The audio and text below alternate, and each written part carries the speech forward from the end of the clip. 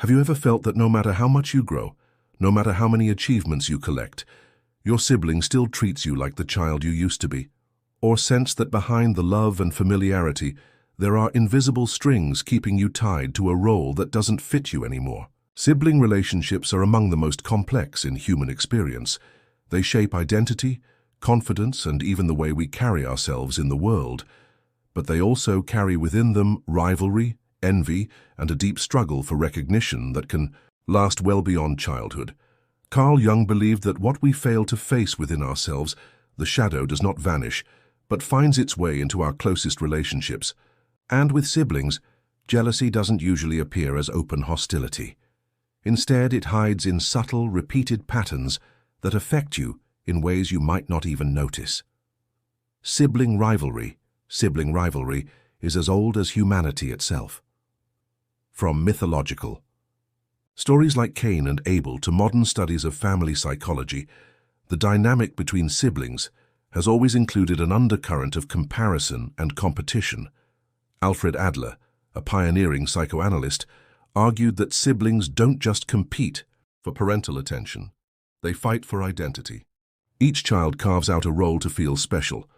One becomes the achiever, another the rebel, another the caregiver.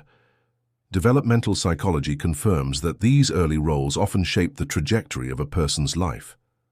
Unlike friendships, which can be replaced or ended, siblings carry the same family history, which makes these roles much harder to escape. Jung's concept of the shadow helps explain why sibling jealousy persists. The shadow contains the fears, insecurities, and failures we repress. A sibling may project their shadow onto you, pinning you with traits they cannot bear to face in themselves. Instead of admitting their own feelings of inadequacy, they assign them to you and then treat you as if those traits define who you are. Rivalry then becomes less about you and more about their inability to confront their inner world. Family resistance.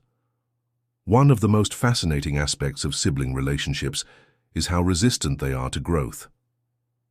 Murray Bowen's family systems theory highlights that families operate as emotional units that thrive on balance. Change in one member often triggers unconscious efforts from others to restore the old order. If you were seen as the sensitive one growing up, your family might subtly encourage you to stay that way because it keeps the family roles intact. For a sibling who feels threatened by your growth, this becomes a defense mechanism. If you remain the sensitive one or the messy one, then their role as the strong or organized one stays secure. This is where jealousy hides. It doesn't always look like anger or direct conflict. It often looks like humor, familiarity, and repeated references to how you've always been. These roles, once carved, are hard to escape because they serve a psychological function. They protect your sibling from feeling overshadowed, and because the comments often come wrapped in affection, they are rarely questioned. But this resistance has a very specific expression, and recognizing it is the key to uncovering jealousy that otherwise remains hidden. The hidden sign, the clearest sign that your sibling is jealous of you, is when they continually freeze you in a past version of yourself. They call you the little one, the sensitive one, the messy one, even though you've grown and changed long ago. On the surface, these labels may sound like harmless jokes or affectionate reminders of childhood, but psychologically, they are powerful tools of containment. Howard Becker's labeling theory shows that repeated labels don't just describe, they shape reality.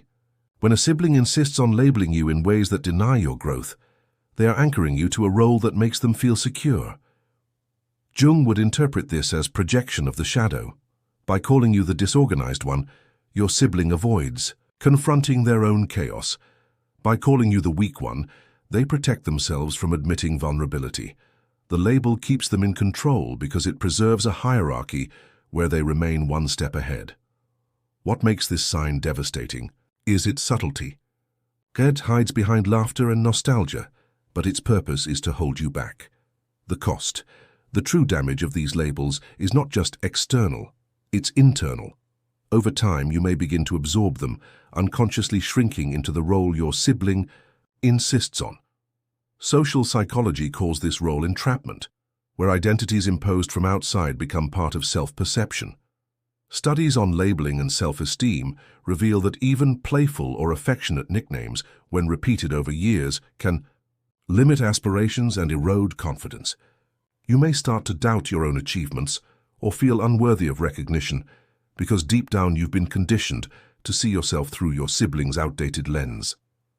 Jung warned that what is denied within the self re-emerges in relationships, often as projection. Your sibling denies their fear of being overshadowed, so they hold you in a version of yourself where they remain superior. This isn't just about rivalry, it's about identity theft. They rewrite your narrative to fit their insecurity, and unless you recognize it, you end up carrying their projection as your truth. Reclaiming yourself.